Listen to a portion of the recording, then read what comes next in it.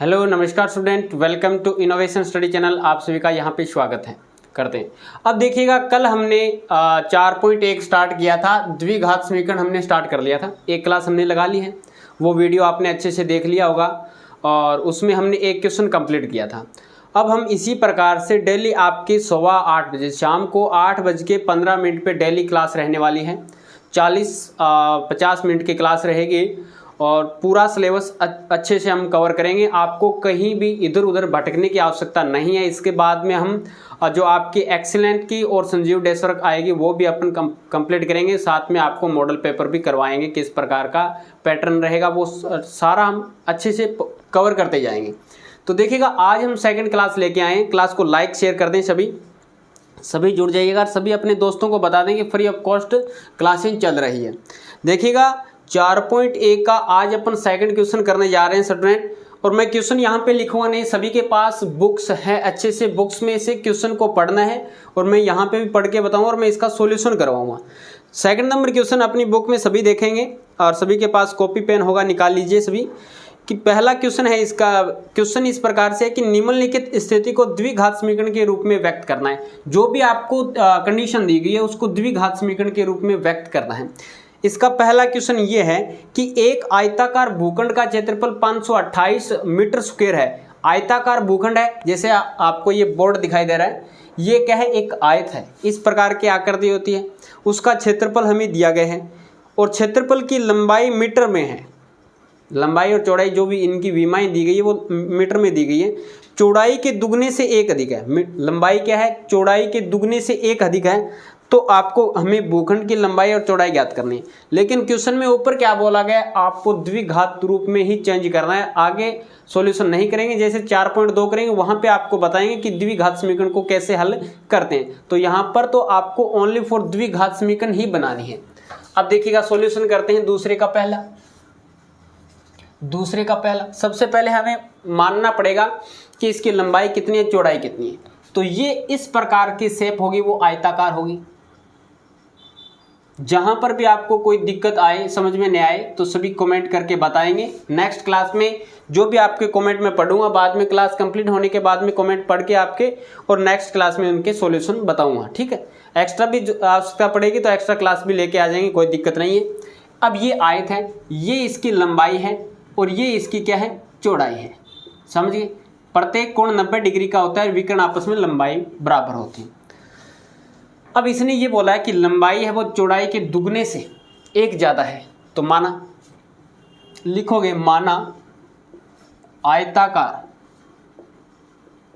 आयताकार भूखंड, इसी प्रकार से मेन एग्जाम में करना। माना आयताकार भूखंड की चौड़ाई is equal to x metre है। मीटर में दिया गया तो मीटर लगाना है, सेंटीमीटर में है तो सेंटीमीटर लगाना है। ठीक है, इकाई लगानी अति आवश्यक है। इसके बाद में माना आयताकार भूखंड की चौड़ाई कितनी है, x मीटर है, तो आयताकार भूखंड की लंबाई कितनी हो जाएगी, क्वेश्चन के हिसाब से दुगने से एक ज्यादा है। पहले तो इसका दुगना किया, फिर एक ज्यादा किया, एक जोड़ दिया। अगर ये बोलता तिगुने से दो ज्यादा है तो 3 गुना x, 3 गुना 2 ज्यादा है तो 2 कर देते। तो यहाँ पे बोला दुगने से, इसका दुगना कर दिया, 2 से गुना कर दिया, प्लस 1 जोड़ दिया, दुगने से 2 ज्यादा है। अब आयताकार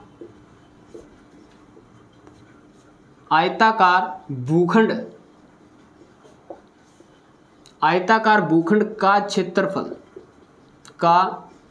क्या हो जाएगा। आपके पास लंबाई आ गई, चौड़ाई आ गई। आप जानते हैं आयताकार भूखंड का क्षेत्रफल क्या होता है, लंबाई गुणा चौड़ाई। भी ये आप जान गए कि कोई भी आयत है उसका क्षेत्रफल क्या होता है, लंबाई गुणा चौड़ाई होता है। लंबाई आपके पास में कितनी लंबाई कितनी है, 2x + 1 है, ये लंबाई है ना, और ये चौड़ाई है, इनटू क्या है, x। और ये किस में आएगा, मीटर स्क्वायर में आएगा। मीटर स्क्वायर में कैसे आएगा, यहां पे मीटर है, यहां पे मीटर है, मीटर गुणा मीटर, मीटर स्क्वायर बनता है। अब क्वेश्चन में दिया है,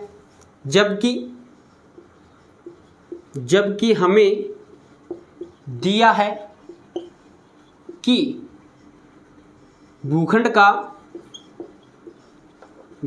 का क्षेत्रफल क्षेत्रफल कितना दे रखा है 528 मीटर स्क्वायर दे रखा है। कितना दे रखा है 528 मीटर स्क्वायर दे रखा है।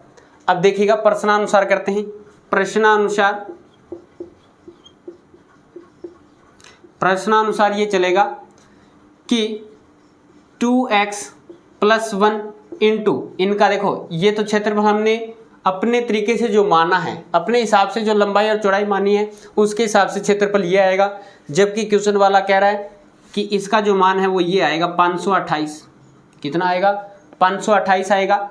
मल्टीप्लाई करा दीजिएगा अंदर का, 2x का मल्टीप्लाई x के साथ में करोगे तो 2x की स्क्वायर आएगा, प्लस x का मल्टीप्लाई 1 के साथ में x Ekam x is equal to ये 528 है, ये प्लस का है इस साइड में लेके वो माइनस का बनेगा, तो 2x की स्क्वायर प्लस x माइनस में 528 इज इक्वल टू 0। बस इतना ही काम करना है। यह एक द्विघात समीकरण के रूप में कन्वर्ट हो गया। यह एक द्विघात समीकरण के रूप में कन्वर्ट हो गया।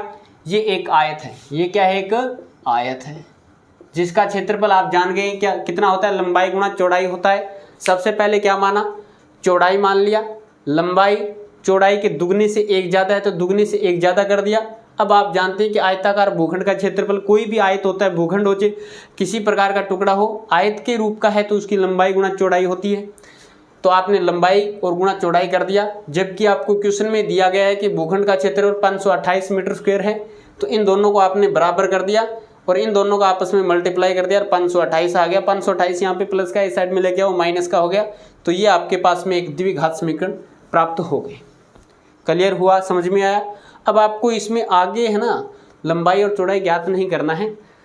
लंबाई और चौड़ाई ज्ञात करना हम सीखेंगे 4.2 में, निकाल भी सकते हैं कोई दिक्कत नहीं, लेकिन हम 4.2 का क्वेश्चन निकालने के बाद में ये अगर आप दोबारा पुनः करना चाहते हैं तो यहाँ से कर सकते हैं। इसका फैक्टराइजेशन मेथड होगा, एक पूर्ण वर्ग विधि होगी और एक श्रीधराचार्य यानी द्विघात सूत्र से भी अपन निकालेंगे। तो 2-3 विधियाँ हैं वो अच्छे से कवर करेंगे, कोई दिक्कत नहीं।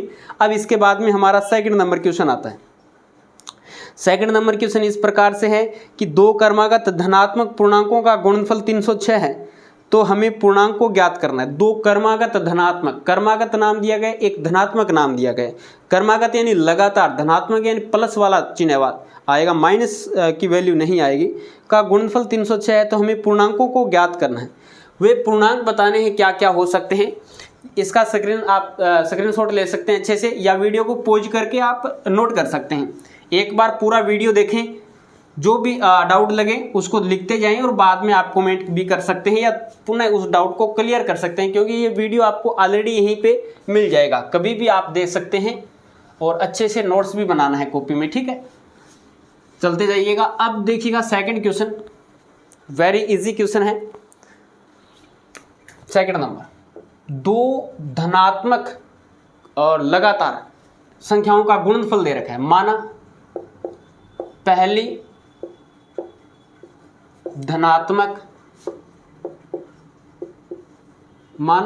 धनात्मक संख्या क्या मान सकते हैं, इज इक्वल टू एक्स। माना पहली धनात्मक संख्या क्या है, एक्स है, तो दूसरी धनात्मक संख्या बराबर क्या हो जाएगी, एक्स प्लस 1। ये तो समझ गए ना, कंटिन्यू लगातार बोल रहा है। जैसे आप गिनती शुरू करते हैं, 1 से स्टार्ट किया, 2 आएगा, 2 के बाद 3 आएगा, 3 के बाद 4 आएगा, 4 के 5, 5 के बाद में 6, 6 के बाद में 7, इस प्रकार से चलता जाएगा। यानी लगातार होता है, एक एक बढ़ाते जाएंगे। 1 में 1 जोड़ा 2, 2 में 1 जोड़ा 3, 3 में 1 जोड़ा 4, 4 में 1 जोड़ा 5। तो आपने x लिखा, x में 1 जोड़ दिया, x प्लस 1 हो जाएगा, x प्लस 1 हो जाएगा। इन दोनों का गुणनफल कितना दे रखा है, देखो यही बोला है 306 है। दो क्रमागत धनात्मक पूर्णांकों का गुणनफल 306 है। अब देखिएगा, दिया है संख्याओं का, क्या दिया है आपको, संख्याओं का गुणनफल कर दीजिएगा। गुणनफल यानी गुणा, गुणनफल इज इक्वल टू 306। अब प्रश्नानुसार इन दोनों का मल्टीप्लाई करते हैं तो क्या आएगा, प्रश्नानुसार ये रिजल्ट प्राप्त हो जाएगा student, x into x plus 1 बराबर 306। तो x का अंदर मल्टीप्लाई करवा दिया x की स्क्वायर बनेगा, प्लस x का अंदर मल्टीप्लाई करवा दिया x बनेगा, इज इक्वल टू 306। प्लस का 306 है, इस साइड में ले आओ, माइनस का बन जाएगा, कोई इशू नहीं। x की स्क्वायर प्लस x माइनस 306 बराबर 0। बस यही आपके पास में आपका राइट आंसर हो जाएगा, यही द्विघात इक्वेशन प्राप्त हो जाएगी। कोई दिक्कत है क्या?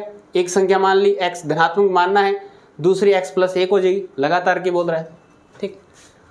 तो ये इसका सेकंड का आंसर हो जाएगा।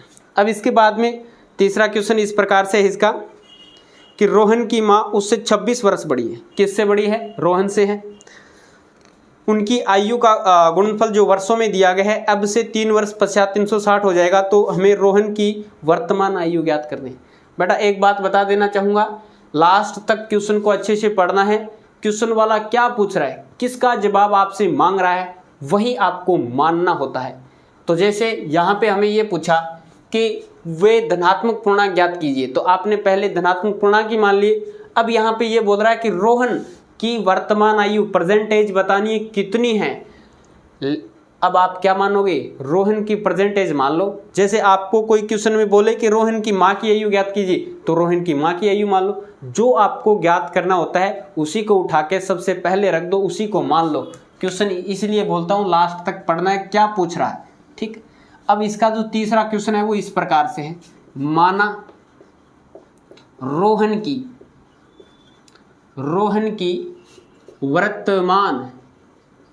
वर्तमान आयु इज इक्वल टू क्या है? x वर्ष। रोहन की वर्तमान आयु इज इक्वल टू x वर्ष, और उसकी माँ यानी रोहन की माँ उससे 26 वर्ष बड़ी है। तो रोहन की माँ की आयु, और माँ की आयु कितनी हो जाएगी? x प्लस 26 वर्ष। कितनी हो जाएगी भी? 26 साल बड़ी है तो x प्लस 26 कर दिया। अगर 30 साल बड़ी है तो x प्लस 30 कर देते। अगर 35 साल बड़ी है तो x प्लस 35 कर देते। और ये इसके बाद में ये भी बोल रहा है कि 3 वर्ष बाद दोनों की आयु का गुणनफल 360 हो जाता है। 3 साल के बाद में, आज रोहन x साल का है और रोहन की माँ की वर्तमान आयु, ठीक है, माँ की वर्तमान लिख देना बेटा यहाँ पे इस प्रकार से कर देना, रोहन की माँ की वर्तमान आयु क्या है? वर्तमान आयु कितनी हो जाएगी? x प्लस 26 वर्ष।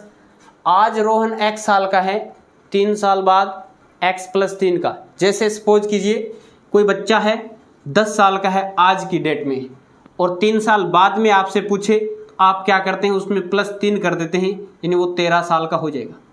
अगर आपसे पूछे कि 3 साल पहले कितने का था, तो आपने -3 कर दिया और उसका रिजल्ट आ गया 7 साल।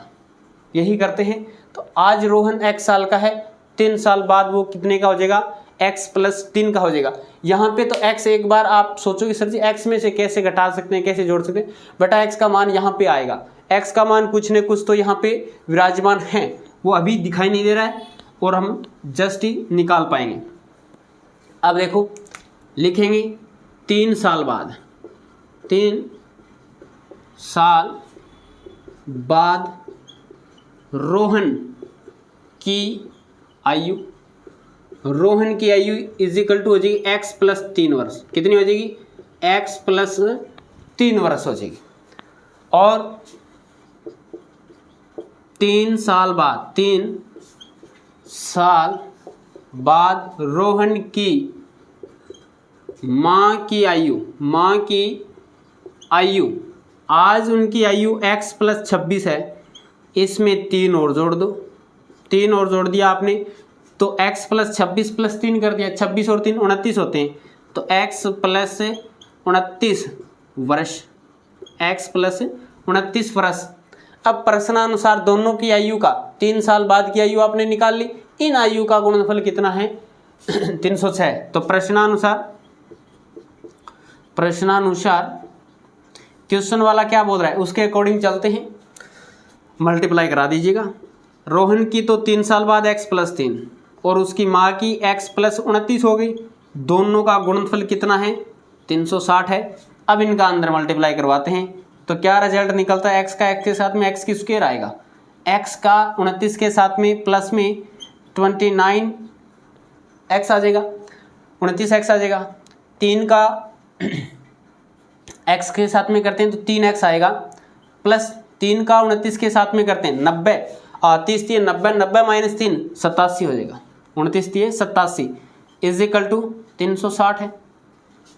तो ये बनेगा हमारे पास में x की स्क्वायर प्लस 29 और 3 32, 29 और 3 32x और प्लस के ये 87 हैं, प्लस का है 360, इस साइड में लेके आ जाओ, माइनस का बन जाएगा 360 और बराबर 0 बन।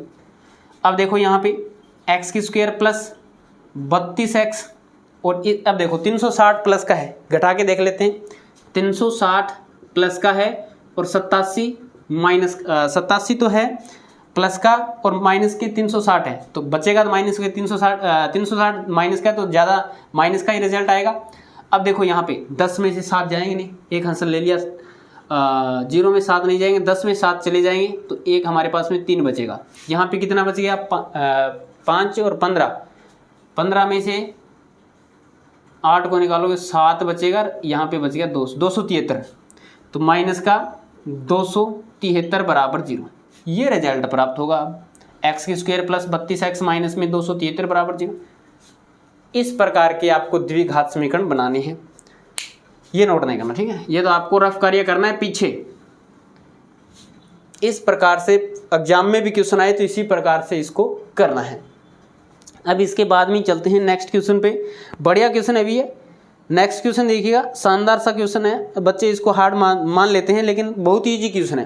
क्वेश्चन पढ़ रहा हूँ मैं पहले तो। क्वेश्चन इस प्रकार से स्टूडेंट कि एक रेलगाड़ी 480 किलोमीटर की दूरी समान चाल से तय करती है। समान चाल, जैसे गाड़ी ने स्टार्ट कर दिया 50 किलोमीटर प्रति घंटा की रफ्तार से चलना, तो वह गाड़ी की स्पीड को न तो कम करेगा न ज़्यादा करेगा, एक समान 50 किलोमीटर प्रति घंटा की रफ्तार से ही जाएगी वो गाड़ी। यदि इसकी चाल 8 किलोमीटर प्रति घंटा कम कर दी जाए तो अब ये बताइएगा मेरे को तो कि हम किसी बाइक से या किसी गाड़ी से या किसी बस से किसी कार से हम कोई ट्रेवलिंग कर रहे हैं और जैसे हमारी स्पीड है 100 किलोमीटर प्रति घंटा, रखनी नहीं चाहिए लेकिन 100 किलोमीटर मैं एग्जाम्पल के तौर पे बताना चाहूँगा कि 100 किलोमीटर प्रति घंटा की रफ्तार से हम जा रहे हैं और किसी दूरी को हम 5 घंटे में तय कर लेते हैं और उन्हीं दूरी को अगर हम 80 किलोमीटर की प्रति घंटे की रफ्तार से जाएं तो क्या उनमें टाइम ज़्यादा लगेगा कम लगेगा, ये आपको थोड़ा सोच के बताना है। इसी प्रकार का क्वेश्चन ये है कि उसकी चाल क्या है, कम कर दे, चाल कम करते हैं तो टाइम ज़्यादा लगेगा। हम 100 की रफ्तार से 5 घंटे में जा रहे हैं, 80 की रफ्तार से जाएं तो 5 घंटे से ज़्यादा का टाइम लगेगा। और इसने क्वेश्चन वाले ने बोला है कि 3 घंटे अधिक लगते हैं तो हमें रेलगाड़ी की चाल ज्ञात करनी है। किसकी चाल ज्ञात करनी है? हमें रेलगाड़ी की चाल ज्ञात करनी है और जो ज्ञात करना होता है वही अपन मान लेते हैं। तो यहाँ पे अपन मानेंगे कि रेलगाड़ी की चाल क्या है। माना रेलगाड़ी की चाल x किलोमीटर प्रति घंटा है। अब देखिएगा शानदार क्वेश्चन है, दूसरे का लास्ट है ये, सेकंड नंबर। माना रेलगाड़ी की चाल, रेलगाड़ी की चाल, और रेलगाड़ी की चाल कितनी देर मान लिया आपने, x किलोमीटर प्रति घंटा, 1 घंटे में x किलोमीटर चल रही है। अब इसके बाद में अब 8 किलोमीटर प्रति घंटा की, अब 8 किलोमीटर प्रति घंटा की चाल से अगर उसको कम कर दिया जाता है, उसकी चाल, अब रेलगाड़ी की चाल, अब इस प्रकार से लिखना, अब रेलगाड़ी की चाल, रेलगाड़ी की चाल 8 किलोमीटर प्रति घंटा, किलोमीटर प्रति घंटा कम कर दी जाए, कम कर दी जाए तो नई चाल क्या होगी, नई चाल, और नई चाल हो जाएगी x माइनस में 8 किलोमीटर प्रति घंटा। पहले गाड़ी की चाल x किलोमीटर थी, अब 8 किलोमीटर कम कर दिया, यानी इसमें से 8 को घटा दो, अब ये नई चाल आ जाएगी। अब आपको क्वेश्चन में दिया गया है समय में अंतर, तो सबसे पहले हमें समय का फॉर्मूला आना चाहिए कि समय कैसे निकालते हैं। जैसे हमने किसी दूरी को 2 घंटे में तय किया, 200 किलोमीटर की दूरी को 2 घंटे में तय किया, तो हम चाल निकाल सकते हैं वहाँ से हमारी चाल क्या थी। इसी प्रकार से अगर हमें चाल दे दे और दूरी दे दे तो समय निकालना हो तो किस प्रकार से निकालेंगे। तो जानते हैं हम कि समय बराबर होता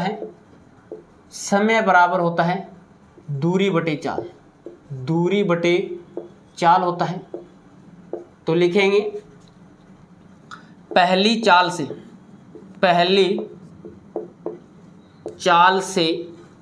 समय, पहली चाल से कितना समय लगेगा, जबकि यहाँ पे लिख देना कुल दूरी दे रखी है आपको, कुल दूरी भी कितनी दे रखी है 480 किलोमीटर दे रखी है। कितनी किलोमीटर दे रखी है 480 किलोमीटर दे रखी है। हाँ, अब पहली चाल से लिया गया समय या पहली चाल से समय, इसको आपने डिनोट कर दिया T1 से। दूरी कितनी है 480, चाल कितनी है x किलोमीटर, इतना टाइम लगेगा। इक्वेशन नंबर 1, समीकरण नंबर 1 तथा दूसरी चाल से समय ये कितना है T2, समय कितना है T2 लिख दिया आपने, बराबर 480। दूरी तो उतनी है 480, उतना ही चलना है, लेकिन अब की बार ट्रेन की स्पीड है वो कम कर दी, कितनी x माइनस में 8, इक्वेशन नंबर 2। अब आपको क्वेश्चन में दिया क्या है, समय में अंतर दे रखा है, समय में आपको अंतर दे रखा है, लेकिन अब ये भी देखना पड़ेगा कि हम जब भी कोई संख्या को घटाते हैं तो बड़े नंबर में से छोटा नंबर घटाते हैं। अब मैं 2 कंडीशन लिख रहा हूँ, एक तो मेरे पास में है 10/4 का रिजल्ट कितना आएगा, सॉरी मैं 20 लिख देता हूँ, 20/4, और एक मैं लिख देता हूँ 20 मैं यहाँ पे 5 लिखता हूँ, यहाँ पे लिखूँगा 5 - 1। अब मेरे को ये बता दें दोनों का अंश बराबर है, ऊपर वाला अंश है नीचे वाला हर होता है, दोनों का अंश बराबर है, तो इसमें से कौन सी भिन्न, ये भिन्न है P/Q के रूप में, ये भी P/Q के रूप में, दोनों का अंश समान है, हर अलग अलग है, तो बताइए इनमें से बड़ी भिन्न कौन सी है। तो जिसमें हर छोटा होगा, छोटा यानी नीचे वाला भाग अगर छोटा होगा वही भिन्न बड़ी होगी। जैसे कई बच्चे बता देते हैं कि सर ये बड़ा है या ये बड़ा है, कंफ्यूज हो जाते हैं। तो देखो 20/5 तो कितना आएगा 4 आएगा, 20/5 - 1 यानी 5 में से 1 निकाल दिया तो कितना आएगा 20/4, और इसका रिजल्ट कितना आएगा 5। अब इसका रिजल्ट तो आया 4 और इसका रिजल्ट आ गया 5, इसमें से बड़ी भिन्न कौन सी है, जिसका हर छोटा होता है, हर इसमें 5 - 1 यानी 4 है। इसी प्रकार से इसमें तो x है और इसमें x माइनस में 8 है, तो ये हर बड़ा है, ये हर छोटा है, और जिसका हर छोटा होगा वही भिन्न बड़ी होगी जब दोनों का अंश समान है। तो मैं ये थोड़ा इरेज कर रहा हूँ, आपने स्क्रीनशॉट ले लिया होगा, नहीं लिया थोड़ा वीडियो को पॉज करके आप नोट कर सकते हैं। अब प्रश्नानुसार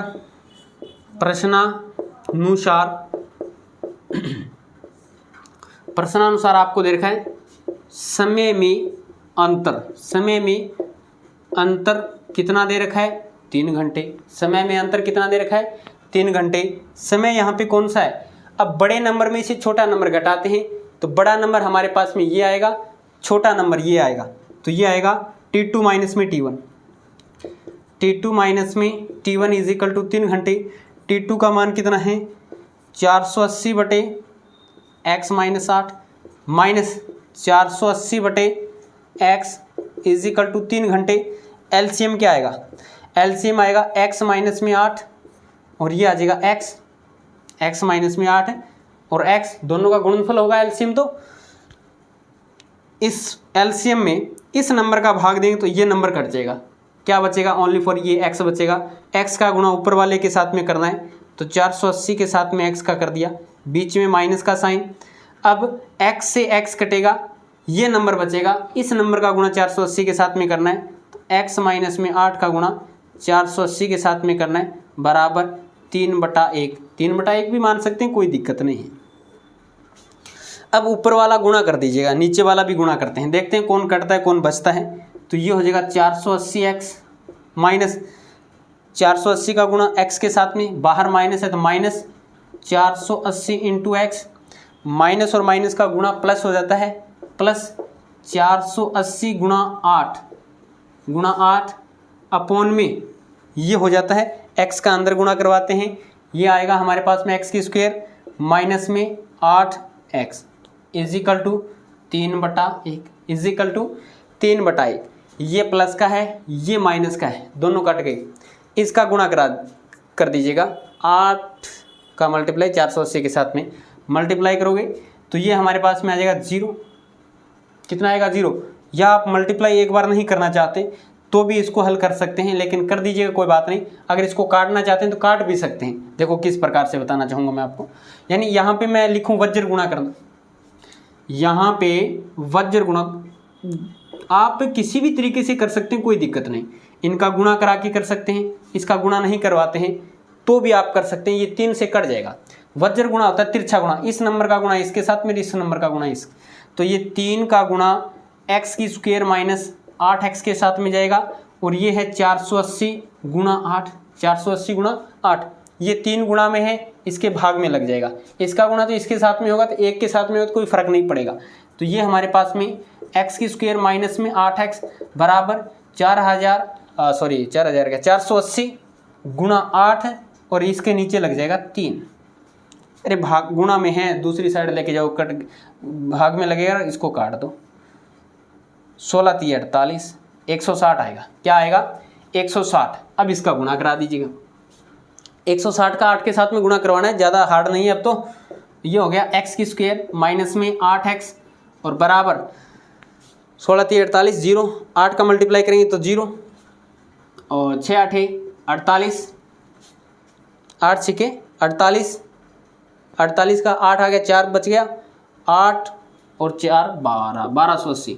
ये इस साइड में ले आए तो x की स्क्वायर माइनस में 8x माइनस में 1280। आप किसी भी तरीके से करें इसको, रिजल्ट तो इतना ही आएगा। ये प्लस का है, इस साइड में आके माइनस का बन जाएगा। तो x की स्क्वायर माइनस में 8x माइनस में 1280 इजिकल टू 0। ये इसका 4 नंबर पार्टीशन कंप्लीट हो चुका है। तो इसमें 4 ही पार्टीशन थे सेकंड में। तो इस प्रकार से हमने 4.1 कंप्लीट कर लिया है, और 4.1 के 2 क्वेश्चन थे। एक क्वेश्चन पहले वाली क्लास में हमने कंप्लीट कर लिया है। वो क्लास अगर आपने नहीं देखी तो इस क्लास के डिस्क्रिप्शन में या ऊपर आई बटन पे उसका लिंक मिल जाएगा, वहाँ से आप फॉलो कर सकते हैं। कंटिन्यू डेली हमारी क्लास आती है 8 बज के, शाम को 8:15 पे क्लास आएगी। और सभी क्लास को लाइक करेंगे, शेयर करेंगे, कमेंट करके बताएंगे क्लास कैसी लगी। आप सभी का सहयोग यही है, आप सभी की फीस यही है कि क्लास को लाइक करें, शेयर करें और कमेंट करके हमें बताएं कि कहाँ तक आपको समझ में आ रहा है, कहाँ तक समझ में नहीं आ रहा। अगर कोई भी क्वेश्चन में डाउट लगता है तो हम डाउट क्लास भी लेके आएंगे। तो चलिएगा, आज की क्लास में इतना ही। नेक्स्ट क्लास में मिलेंगे कुछ नए के साथ। जय हिंद, जय भारत।